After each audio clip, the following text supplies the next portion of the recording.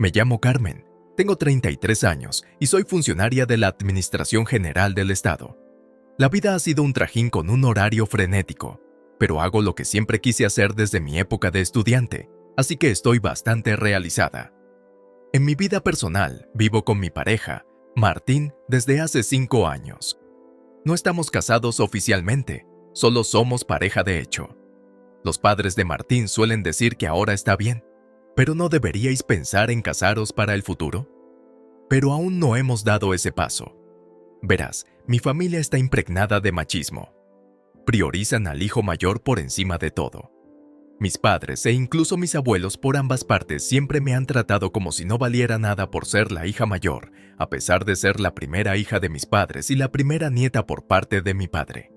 Nadie ha mostrado nunca interés por mí. Mañana tengo un concurso de talentos en el colegio. ¿Puedes venir? Se lo he pedido a mi madre y a mi padre infinidad de veces, solo para que se burlaran y me dijeran, si tuviéramos tiempo, preferiríamos dormir. Me decían, eres muy tonta si no lo entiendes. Y se burlaban de mí. Recuerdo que se me partía el corazón al ver a los padres de mis amigos haciendo fotos y vídeos durante los actos escolares. Entonces, justo antes de empezar la escuela primaria, nació mi hermano Alexis. La alegría de mis padres y abuelos era abrumadora. Incluso mi padre, adicto al trabajo, corría a casa si mamá le mandaba un mensaje. Alexis parece tener un poco de fiebre, quizá esté resfriado. Los dos se quedaban despiertos toda la noche cuidando de él. Así que cuando empecé la escuela primaria, ninguno de mis padres asistió a la orientación. Dijeron a la escuela, estamos demasiado ocupados con nuestro hijo para ocuparnos de nuestra hija. Estuve sola en mi primer día de colegio, viendo cómo otras familias se hacían fotos conmemorativas. No solo mis padres, sino también mis abuelos, actuaban como si Alexis fuera el único nieto que importaba. En particular, los abuelos paternos de Alexis, que vivían con él, le compraban todo lo que quería y estaban encantados de llevarle a donde quisiera. Debido a esta educación, Alexis creció como una persona egoísta y arrogante que miraba por encima del hombro a todos los demás, especialmente a mí.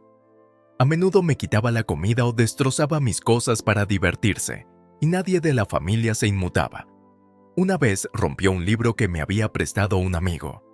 Cuando le regañé, mi familia me dijo, es solo un libro, puedes reponerlo. Así es, por eso las chicas son tan problemáticas. Es cierto, es mejor que los chicos sean enérgicos. Alexis se limitaba a sonreír, sin mostrar ningún signo de remordimiento. Este ciclo se ha mantenido desde que Alexis nació. Crecí sin sentir calor ni amor por parte de nadie de mi familia. Solo tenía un deseo: ir a la universidad lo más lejos posible de casa, cortando así los lazos con mi familia. En casa, mi hermano Alexis siempre estaba en medio, o me encargaban tareas que interrumpían mis estudios. Así que, después de clase, me dediqué a los libros, las bibliotecas y las aulas vacías para cubrir las tasas de solicitud de plaza en la universidad y los gastos de viaje para las visitas escolares y los exámenes. Trabajé a tiempo parcial en tiendas de comestibles. Todo ese esfuerzo dio sus frutos. Conseguí entrar en una universidad de prestigio. A mis padres y abuelos les daba igual. Si quieres ir, ve, pero no esperes que te ayudemos, me dijeron. Lo vi venir a la legua. Ya había solicitado todas las becas posibles y planeaba vivir en una residencia para minimizar los costes. Además, tenía a mi mejor amiga, Olga. Éramos amigas desde la escuela primaria, y ella y sus padres sabían todo sobre mi situación familiar. El padre de Olga trabajaba en la misma empresa que el mío, aunque en otro departamento. El comportamiento machista de mi padre era a menudo tema de discusión en su lugar de trabajo. Mi madre y la madre de Olga incluso iban al mismo colegio, y ella me dijo que mi madre tenía una personalidad dominante similar a la de mi padre. Cuando Olga y yo nos hicimos amigas por primera vez, sus padres estaban preocupados. ¿Amigos de la hija de esa pareja? Pero se encariñaron conmigo al ver lo mucho que Olga me elogiaba y cómo la apoyaba cuando otras chicas la aislaban en clase. Si no fuera por ti, Carmen, mi vida en el colegio habría sido miserable. Me agradecía a Olga. Pero la verdad es que no sé qué habría hecho sin ella y sin sus padres. Ellos fueron los que me mantuvieron en pie. Pude sobrevivir gracias a Olga, que se reía y decía, Carmen, sé tú, y a los padres de Olga, que siempre me echaban una mano. Sin ellos, podría haber perdido el rumbo o haberme dado por vencida. En cuanto a la universidad, Olga ya había decidido asistir a una universidad local. No tengo nada que hacer hasta la graduación, así que déjame ayudarte, Carmen, me dijo. Me ayudó con los detalles de la logística del examen de acceso, como la reserva de hoteles y vuelos. El día que me fui a la universidad, mi familia no se molestó en despedirme, pero Olga y sus padres vinieron al aeropuerto. Mientras nos despedíamos, me entregó un sobre. Es un regalo de despedida de todos nosotros. Necesitarás cosas para la vida en la residencia, ¿verdad? Dentro había $2,000. Intenté negarme, pero ella insistió. Tómalo. Siempre seremos amigas, pero ya no podré ayudarte como antes, dijo con lágrimas en los ojos. Nunca toqué ese dinero durante mis años de universidad. El sobre me recordaba a Olga y a su familia, y me daba fuerzas para seguir adelante. Cuando terminé la universidad, hice un posgrado, que era mi sueño. Aprobé el examen de la función pública y di mis primeros pasos en el mundo laboral. Olga y yo seguíamos en contacto por mensajes de texto, e incluso me visitaba durante las vacaciones familiares. Olga acabó trabajando como administrativa en un hospital local. Después de 8 años, volví a mi ciudad natal por primera vez en 12 años. Me invitaron a su boda, en la que ella y un médico que trabajaba en el mismo hospital que ella se casaban. Durante esos 12 años, mis abuelos maternos habían fallecido, pero mis abuelos paternos, que vivían con nosotros, seguían sanos. Mi hermano, Alexis, se había matriculado en un prestigioso instituto, considerado el más exigente de nuestra zona, el mismo año que yo iba a la universidad. Mis padres estaban orgullosos y decían cosas como, Alexis es igual que yo, tiene mucho talento. Estamos entusiasmados con su futuro. Desde luego, puede que incluso tengamos que enviarlo a estudiar al extranjero. Pero Alexis, considerado un niño prodigio en la escuela primaria, se encontró entre alumnos igual de capaces en su nuevo colegio. Se sorprendió cuando sacó una nota media en su primer examen. Este no puede ser mi verdadero yo. Soy mejor que esto. En lugar de esforzarse, culpó a los demás, profesores, compañeros, la escuela e incluso el tiempo de sus defectos. Cuando llegó a 9º curso, el colegio le sugirió que se planteara el traslado, diciendo que sería menos estresante para él. Pero tanto Alexis como mis padres no podían aceptar la realidad debido a su orgullo. Y Alexis siguió en el instituto, como temía. No pudo seguir el ritmo y acabó abandonando. Por aquel entonces, yo estaba en la escuela de posgrado. De repente, mis padres me preguntaron, ¿no hay ninguna universidad en la que Alexis pudiera entrar? Cuanto más prestigiosa, mejor, por supuesto. Una escuela con tradición sería ideal para Alexis. ¿No conoces a ningún profesor influyente? Les dije que eso era poco realista. Me acusaron de ser fría y desalmada, pero yo sostuve que lo que es imposible. Y al final, perdimos el contacto. Según Olga, que se había quedado en nuestra ciudad natal, mis padres acabaron matriculando a Alexis en un instituto online. Pusieron excusas como, nuestro hijo es demasiado excepcional para la educación ordinaria. Solo atraería envidias y se complicaría la vida. Alexis se graduó en el instituto online, fue a una universidad local y consiguió un trabajo en una filial de la empresa de mi padre gracias a la influencia de mi abuelo. Volví a encontrarme con Alexis cuando asistí a la boda de Olga. Había vuelto a mi ciudad natal 2 días antes de la boda a petición de Olga. Tengo algo de lo que quiero hablarte, me dijo. No me apetecía visitar a mis padres, así que me quedé en el hotel donde se iba a celebrar la boda. Pasé un rato de relax con Olga, yendo al spa y cosas así. Los padres de Olga nos invitaron a cenar, y fue en el restaurante del hotel donde me encontré con Alexis y mis padres. Al principio no me reconocieron. Supongo que es comprensible. Cuando vivía en casa, era delgada y no me permitía el lujo de preocuparme por mi aspecto como otras chicas. Solo cuando mis padres saludaron a los de Olga se dieron cuenta de que era su hija. Carmen, ¿eres tú? ¿Has vuelto a la ciudad? Vaya, has cambiado. Estás libre más tarde. Quizá podríamos... Eran extrañamente amables, pero yo no estaba de humor. Vuelvo justo después de la recepción de Olga, así que no tengo tiempo, dije, marchándome rápidamente. Hice contacto visual con Alexis, pero, para ser honesta, no lo habría reconocido en la calle. Había perdido su aspecto juvenil y ahora tenía una cara que rezumaba astucia. Después de la boda, volví a mi apartamento. Poco después, empecé a recibir mensajes de mis padres y de Alexis, que había obtenido mi número a la fuerza de los padres de Olga.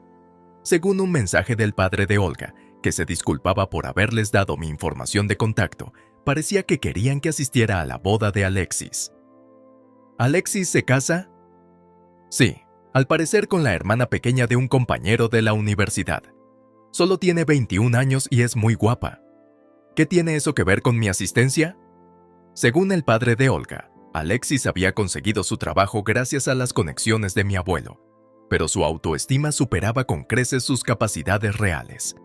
Además, tenía la mala costumbre de menospreciar a la gente y decía cosas como: «No hace falta escuchar a la gente que se queda en este pueblo de mala muerte», lo que le hacía impopular.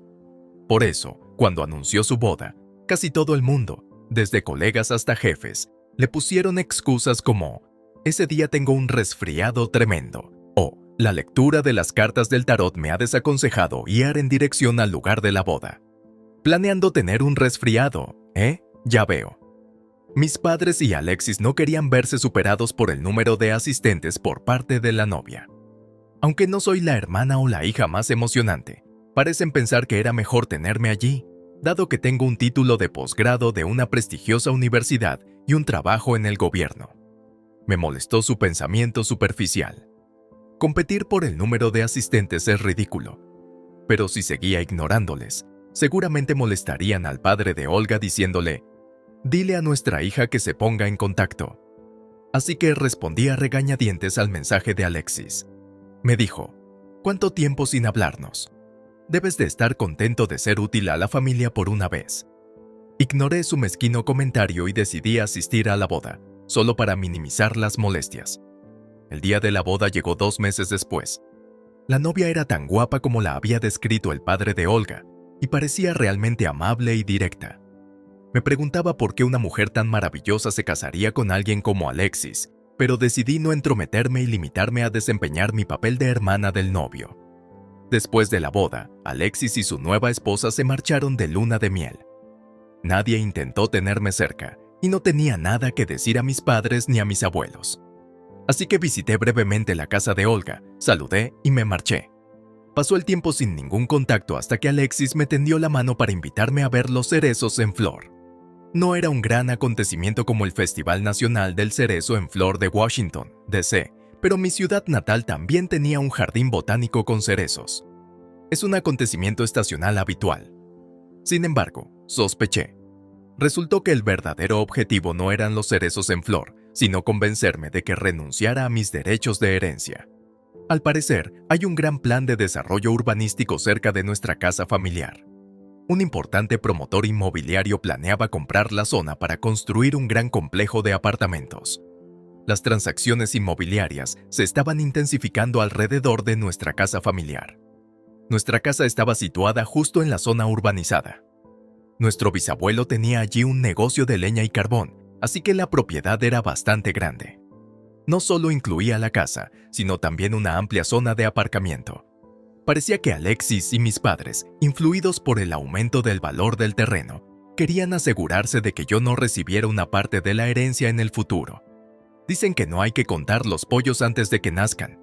A mí nunca me han importado las herencias, pero Martín me aconsejó una vez: aunque no lo necesites, sería bueno arreglar las cosas de una vez por todas. Así que decidí volver a casa. Reservé el mismo hotel de antes y planeé reunirme con mi familia en el jardín botánico. Entonces llegó el día. Llegué al lugar designado y encontré a mi cuñada, a la que solo había visto una vez en una boda, sentada sola en un banco. Yo había llegado 3 horas antes, pero ella estaba allí incluso antes que yo. Parecía bien preparada, pero tenía la cara pálida y ojeras evidentes. ¿Te acuerdas de mí? Soy Carmen, la hermana de Alexis. Nos conocimos en la boda. Al oír esto, se levantó sorprendida, pero casi inmediatamente tropezó. Me acerqué rápidamente para cogerla. Era sorprendentemente ligera y frágil. Era como verme a mí mismo en el instituto. «Lo siento, gracias», dijo. Se llamaba Bianca, si no recuerdo mal. Bianca, ¿verdad? Si no te sientes bien, no te esfuerces. Vamos a sentarnos. Nos sentamos, pero el banco estaba frío, probablemente por la lluvia de antes. Bianca tenía el delantal y el pelo húmedos, como si le hubiera pillado la lluvia. «¿A qué hora has llegado?» «Habíamos quedado a mediodía, ¿no?» «Sí, pero me dijeron que me asegurara el mejor sitio para ver los cerezos en flor. Así que he estado sentado aquí toda la noche para asegurarme de que nadie más lo coge. Puede que este sea el mejor sitio para ver los cerezos en flor, pero no tenías que tomarte tantas molestias. Pero si no hago lo que dice Alexis, no solo él, sino también Ramón y Tamara me regañarán». Siempre es así. Ramón y Tamara son los nombres de mi padre y mi madre, respectivamente. Al oír la historia de Bianca, sentí una rabia que me hizo temblar todo el cuerpo. Inmediatamente me quité el abrigo y se lo puse a Bianca. Luego envié un mensaje a Olga. Esa tarde, mientras Olga y yo nos tomábamos un descanso, recibió una llamada interna. Creo que probablemente es de la familia de Carmen. ¿Cómo debo responder? Escribí lo que quería que Olga dijera a mis padres y a Alexis y se lo entregué. Efectivamente, al cabo de una hora, Alexis y mis padres entraron corriendo. «¿Cómo que ya no hay motivo para verte?» «Exacto. Tuvimos que buscarte por todo el jardín porque faltaste a la cita, y ni siquiera te pusiste en contacto con nosotros. Y al final, alguien nos dijo que os había visto juntos a Olga y a ti, y esa persona dijo que tú también estabas con mi mujer». Los tres empezaron a gritar, pero Olga les dijo con severidad que bajaran la voz, que estábamos en un hospital. Pero su silencio duró solo un momento. Al segundo siguiente, se volvieron hacia Olga. «¿Quiénes sois? No te metas. Si no eres de la familia, vete», ladraron. Sin embargo, Olga, que trata a diario con varios pacientes y sus familias como administradora superior del hospital, no se inmutó. «No soy una extraña. Ayudé a traer a su mujer del jardín botánico a este hospital. Ahora mismo, Bianca está recibiendo tratamiento y descansando en su habitación, así que no puedes verla». Al oír esto, Alexis y mis padres se enfadaron aún más. «¿Por qué necesito permiso para ver a mi propia esposa? Explícame qué está pasando». Eran insoportablemente ruidosos. Harto, me dirigí primero a mis padres. «Bajad la voz. ¿No os acordáis de que os he dicho que os callaráis hace un minuto? ¿Os falla la memoria?». Luego a Alexis, que estaba junto a mis padres con la cara roja, le dije: «¿Te atreves a llamarte marido mientras maltratas a tu mujer?». ¡Qué ironía!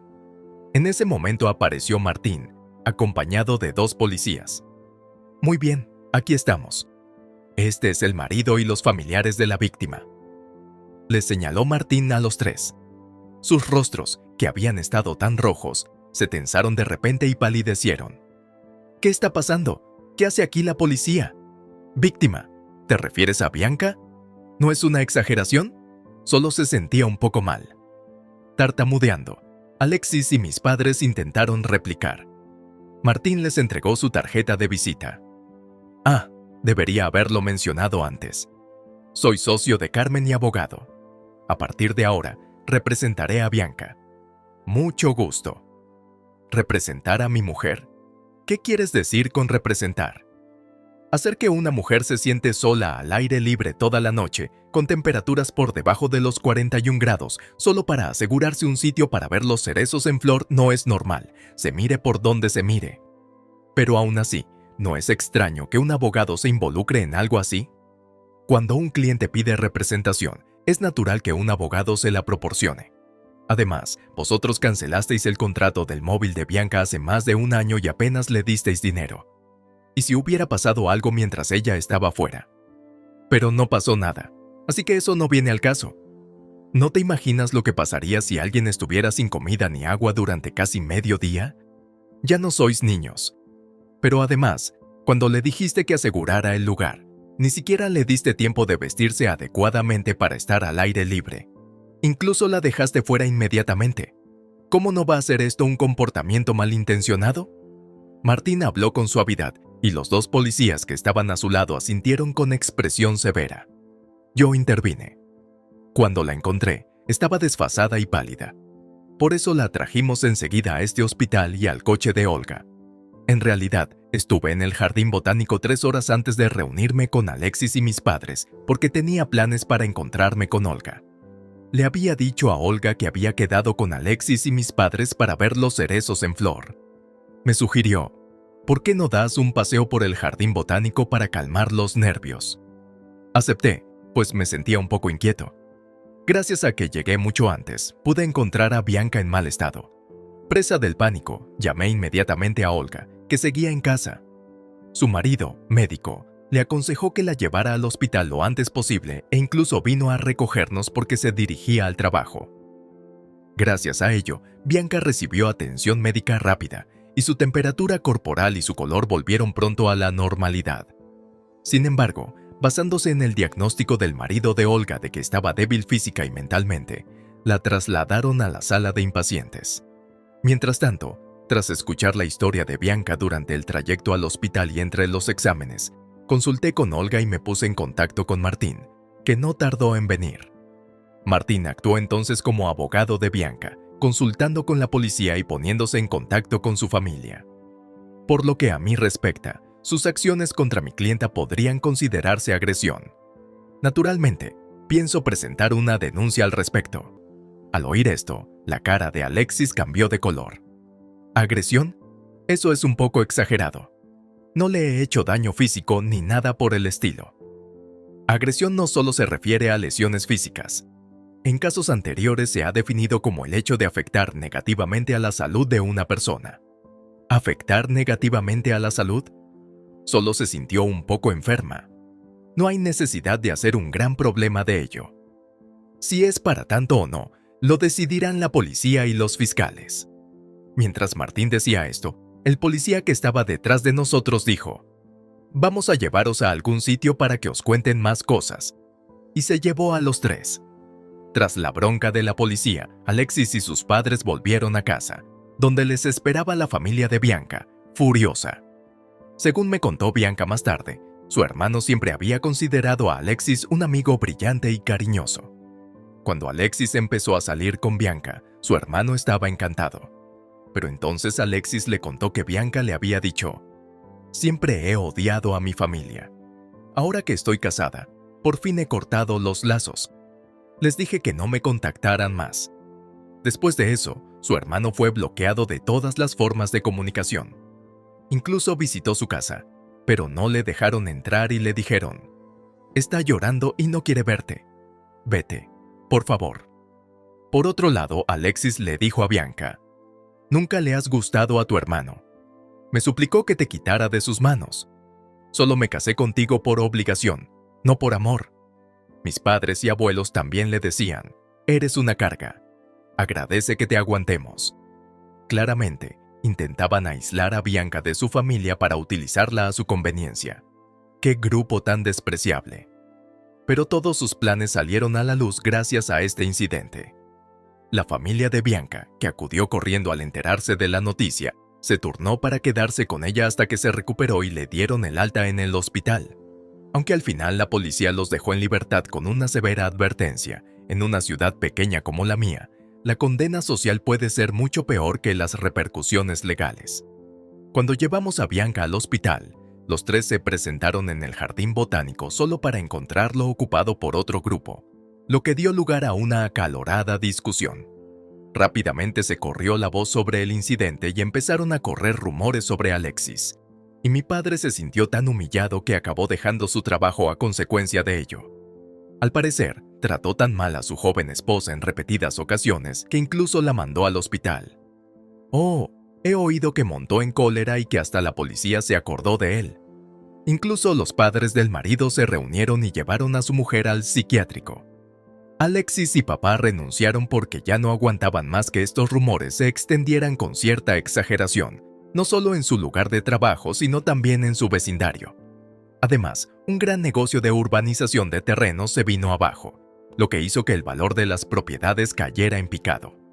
Alexis y su familia, que habían comprado terrenos vecinos, acabaron endeudados hasta las cejas.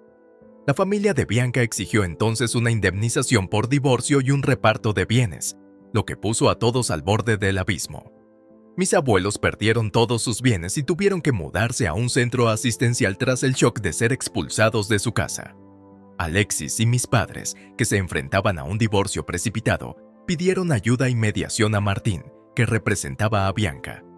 Pero Martín se limitó a responder: «Debes estar de broma si intentas ponerte en contacto con Carmen o conmigo para pedirnos dinero.